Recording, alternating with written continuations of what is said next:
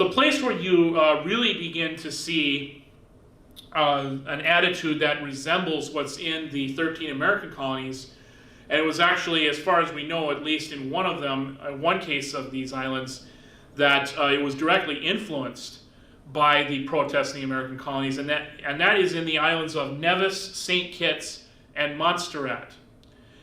And the protests in Nevis and St. Kitts were especially violent, and here we believe it's believed that New England sailors played a role in helping to foment that unrest. Now, the residents of the islands played their part, and again, no one was brought to account for the violence that was carried out, just like in the 13 American colonies, where there was no real enforcement of the law, and there was no ability for the law enforcement officers to go after those who had organized the protests because they had popular support.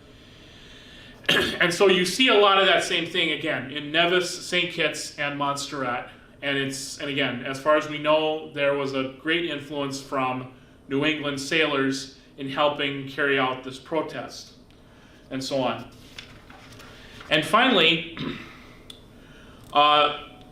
one particular British colony of note, because it would end up being one of the more sadder stories of the American Revolution in the long run, because of the opportunity that was never able to be taken advantage of here.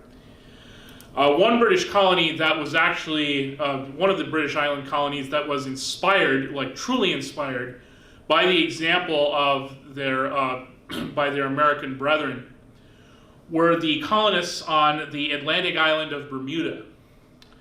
Bermuda had started out by submitting to the Stamp Act for the most part. They were willing to follow along with the law, even if it was not going to be very convenient and it was going to cause some financial hardship and stuff like that.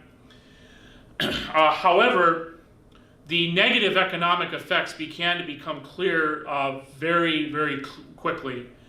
And the Bermudans began to hear of the successful resistance by the mainland Americans against the Stamp Act. They began to hear how they were successfully nullifying the act.